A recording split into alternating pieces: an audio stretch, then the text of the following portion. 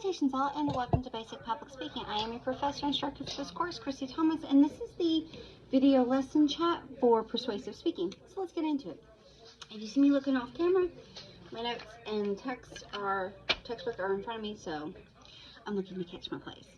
Let's discuss with the definition that the book that we use for this course, the information we use for this course is definition. So persuasion is the process of influencing others to think or believe something through speaking and writing. What does that mean in the sense of public speaking? Great question. Love to answer that. Here we go. So when it comes to public speaking and persuasive speaking, it's really you're getting your audience to, you want to sway them, yay or nay, or you want them to change a belief, an attitude, or a value with information that you present in your speech, in your argument that you're putting out into the world. So that's what we're talking about when it comes to persuasive speaking. Swaying your audience. And I don't want you to think persuasive speaking just as a formal speech, because we see those every election, every political season. All that is persuasive speaking. The candidates are trying to sway you to vote for them, to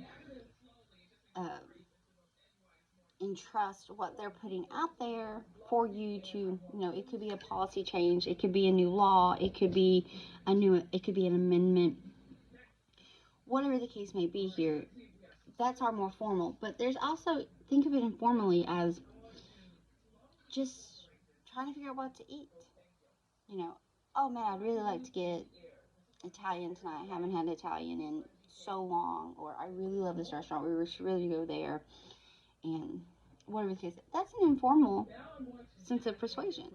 And then also television ads and commercials or newspaper or ads where they're trying to convince you to buy something or eat from somewhere or purchase from something.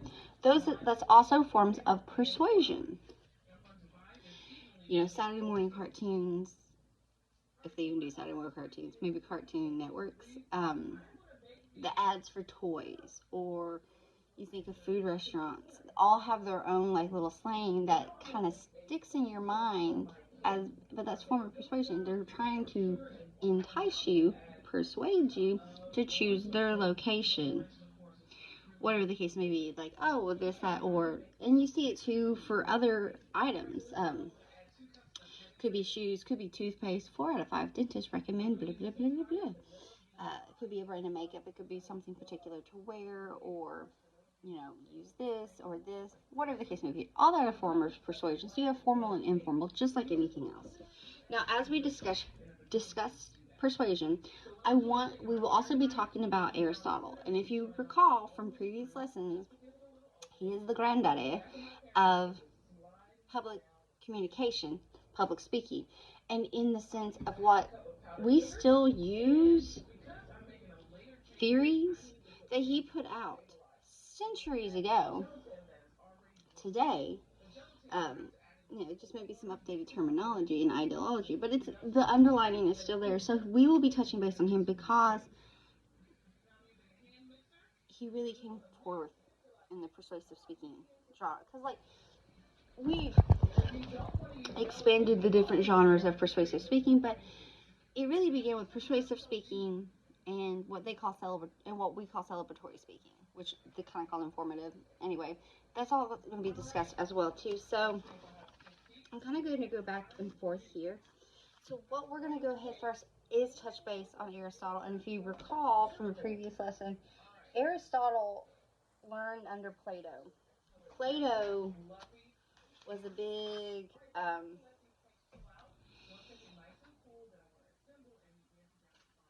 believer, Plato believed that a dominant form of public speaking was deceptive and immoral, whereas Aristotle, when he came into his own with his own theories and ideologies of public speaking, he created his own school, the Lyceum, and his goal was to distinguish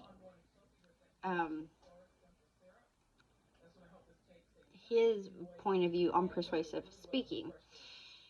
He discussed the rhetoric, and remember we talked about rhetoric at the beginning, and there's a whole lesson module on the rhetoric canons of public speaking.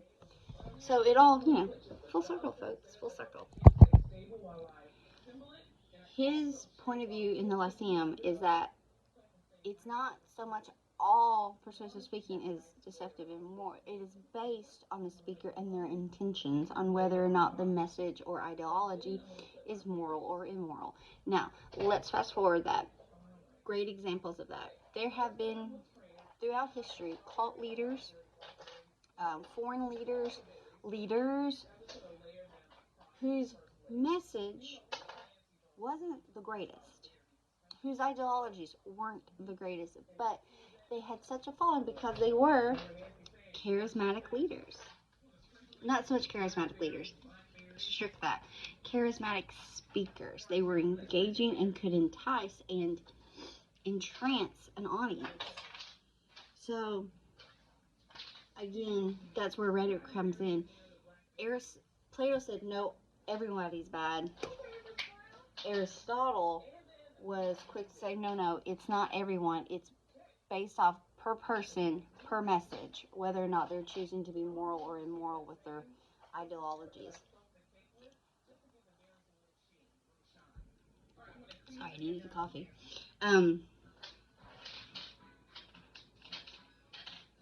It's using the power of persuasion to whether or not, for good or for bad, for lack of terms here. So, that's when Aristotle comes up with the triangle. And the triangle can also be found in the rhetoric canons module. So, a more in-depth look at that, check out that module if you want to look in. I mean, it's already been looked at in the course and gets looked at throughout the course several times, but always can refer to the canons rhetoric module within the course itself. So, in the triangle, you have logos, pathos, and ethos, however you choose your pronunciation. So, reasoning and structure, this is your logos. Appeals to your feelings or emotions is your pathos. And qualifications of trustworthiness is your ethos. So you have reasoning and structure, appeals of emotion, and trustworthiness. That's what we're talking about here with his triangle. So let's break this down. I'm not going to go crazy in depth because there's an entire module on canons and rhetoric of public speaking. I'm just giving a little background before we move forward with the different variations of persuasive speaking. So in logos, this is the appeal to reason, or what we refer to today as logic. Pretty self-explanatory there. This pertains to the rules of reasoning and how to use the rules to structure argument to an audience's appeals. It's,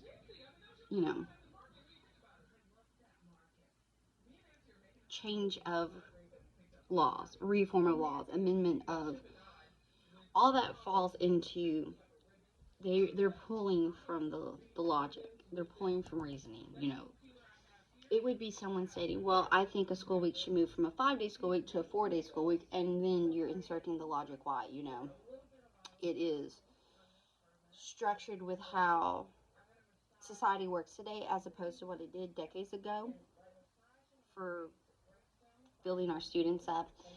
It creates, we are in a great demand of staff shortages in the public school system. Teachers, aides, cafeteria workers, bus drivers, everywhere. There's a shortage across the board. So by eliminating one day, we're maybe enticing people to come back, And in other countries, not even in other countries, other states and have adopted this, and maybe you can compare the logic of, okay, well, this county in this state has determined or this city in this state, they went from a 5-day to a 4-day, and maybe discuss how it works. Or maybe you talk about how to shorten a school day.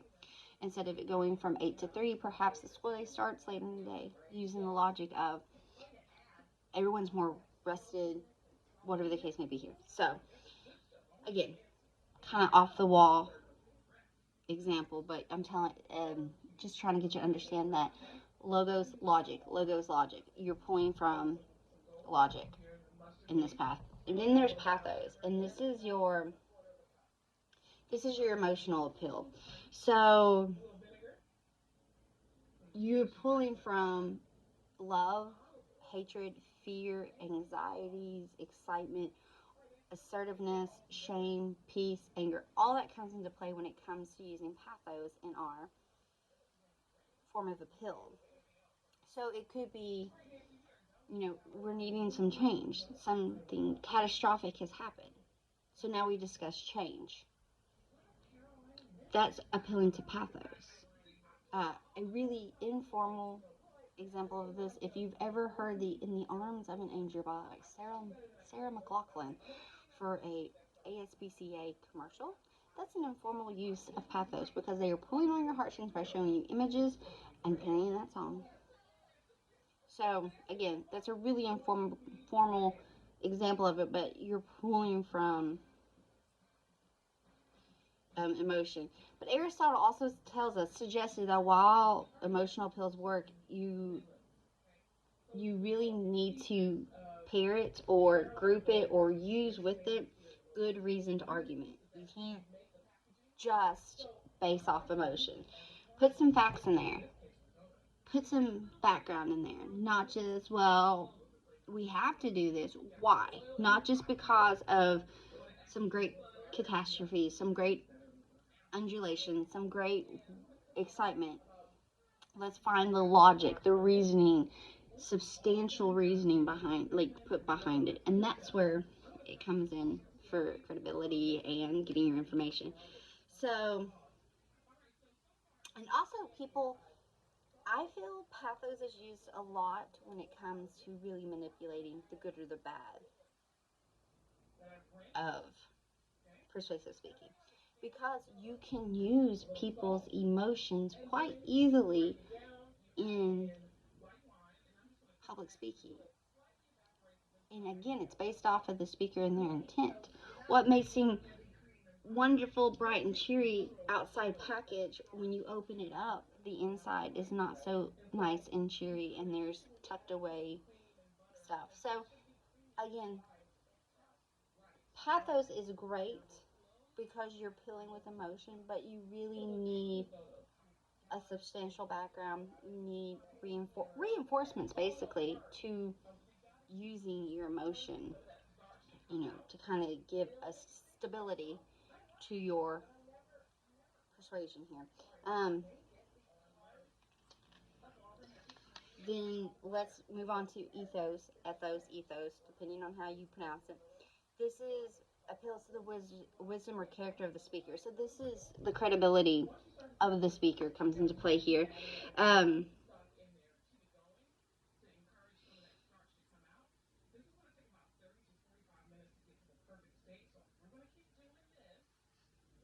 With ethos, Aristotle's like, you can't really show your character unless you're using pathos as well. And like, to him, it's a combination of all three. And I absolutely get that in the realm of public speaking, especially with this triad of canons of the rhetoric. So, but if we think of it in terms of today, it's really creating credibility in your speech. So if you think, you're probably going to pay more attention to someone talking about fire safety if they are a trained, or maybe perhaps they're a firefighter or a fire chief, whatever the case may be here. Same way in the medical field. We're going to give more credibility to someone who has experience, degrees, specialties, whatever the case may be there. Same with education. I'm going to put more slack and more faith into people in the education system who have the training, who have the experience, as opposed to someone that's just like, this or that, But that's me personally. But that's what we're talking about with ethos, is the credibility. You're giving, perhaps you're giving a persuasive speech on how to, or not a persuasive speech. Maybe you're giving a speech on how to throw a curveball. How do you build up credibility? It could be you have played baseball since you were 4.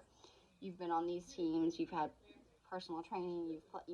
You're creating credibility by letting us know your experiences. I suppose someone, well, I just watched a YouTube video and it told me to do this, so that's what I'm going to do.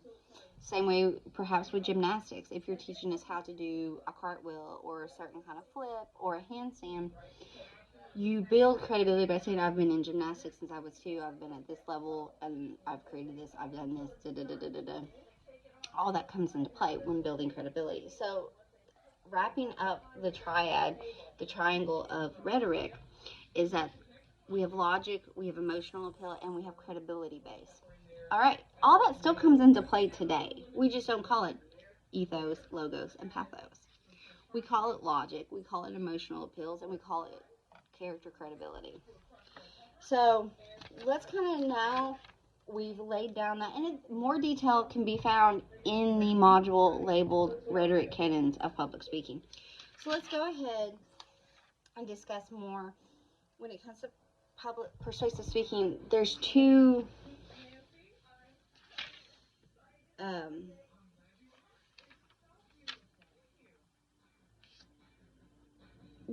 areas of, sorry, I have a little helper here who is trying to help teach my little system. There's appeal and argument. So an appeal is a request made to another person with the intent of influencing him or her. Let's discuss about examples of appeals. And these are your two main characteristics of persuasive speaking. Appeals, and having someone write you a letter of recommendation. That's an appeal because they are speaking on your behalf. They are recommending you. So this can be in jobs, this can be in school, this education system, or a character intent letter.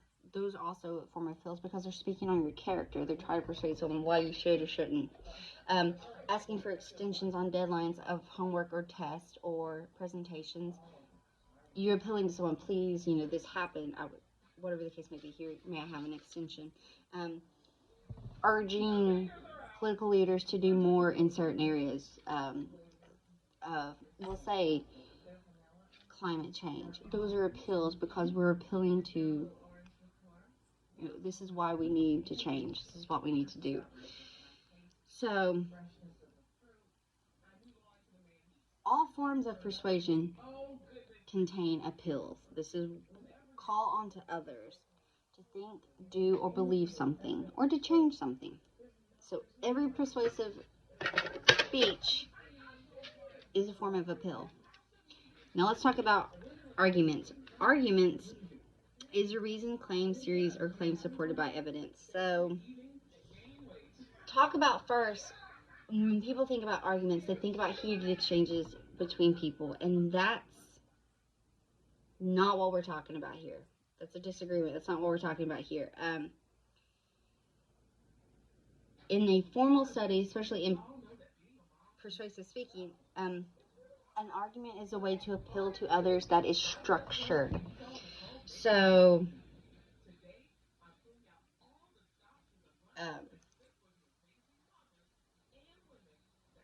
it's supported by evidence. You can come in with statistics and quotes and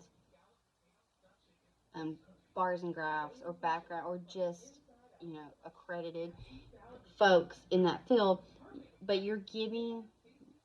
there's credibility to the argument here. Okay. So, and when it comes to persuasive speaking, every persuasive speak is appeal, but it's not an argument. And every argument has an appeal, but not every appeal is an argument. I know, kind of crazy. An appeal refers to the general attempt to influence someone or to call on them, whereas an argument refers to the structure of the statements you make. So it could be, let's go to the beach. That's the appeal. Let's go to the beach. Well, maybe you're talking about a specific beach you want to go to or a hotel that you want to stay at, and then you give your reasonings. Well, this beach is less crowded at this time. It has great access to restaurants on the beachfront, decently priced hotels, whatever the case may be here. When you start adding details into it, you then turn your appeal into an argument. But as always, every argument has an appeal, but not every appeal is an argument. All right. So we've also discussed about ethics of public speaking, which just kind of comes into play. And then there's along with that, with just like in persuasive speaking, there's ethics in persuasive speaking.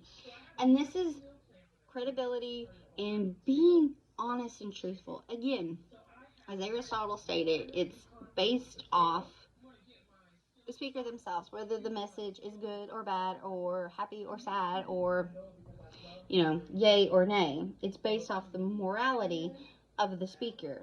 So when it comes to ethics, just like we discussed in ethics before, is that we really want to make sure that we are being straightforward and honest, and we're putting out correct information as not to manipulate our audience. It also talks about coercion. Excuse me. Words are hard sometimes. With coercion, it's influencing others through threat or force in ways that we make decisions, but they're not conscious or clear. We don't want that in our speeches. We don't want to say, well, if you vote this way, you're doing this. You still want your audience to have the ability to make these decisions themselves. You're just giving them the information to steer them in the direction you want them to. But by threatening them and saying, well, if we don't change now, millions and millions will die. It's also fear mongering, because you're using your ethos to manipulate your audience. So, ethics of persuasion, just like ethics in public speaking, is that you want to put out credible, insightful information, but you don't want to coerce someone out of fear, out of manipulation.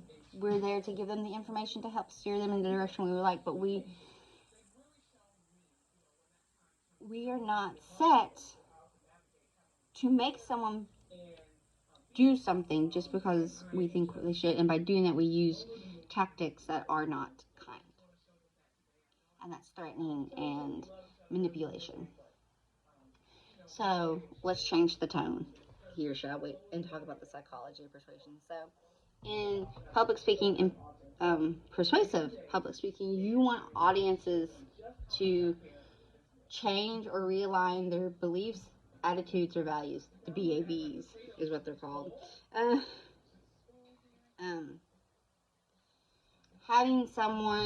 Influencing someone's beliefs, attitudes, and values is usually done to inspire action or to cause change. Now, a key note is changing beliefs is easier than changing attitudes, and changing attitudes is easier than changing values. Because values represent our innermost core of an individual's identity. And usually change with values come over time. The thought process may be instantaneous, but the actual correlation usually takes longer. And values, they're influenced by how we were raised by our parents, our friends, our partners, our teachers, any religious affiliations that you may have, the leaders in there. So you see where, beliefs is okay. You could watch a documentary or listen to a speaker and be like, yes, aliens are real. Maybe you weren't such a believer beforehand, but now you are. Attitudes, again, are a little easier to change, but values are deep in the core. So keep that in mind, as should political leaders keep that in mind.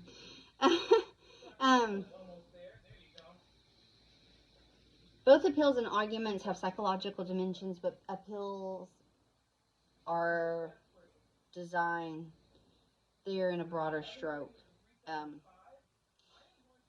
generally expressing more likely to inspire feelings and emotions, whereas arguments are designed to inspire thinking and reasoning. Why?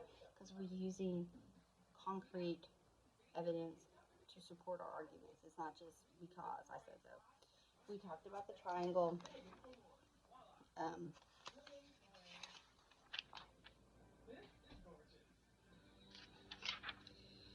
There's other within persuasive speaking, there's appeals to needs and emotion, and we kind of touched base on that when we talked about the logos, pathos, and ethos in the rhetoric. When we're appealing to needs, our people are motivated to change because of reason or rational choices that are in their best interest, or motivated to change because of inherent human needs.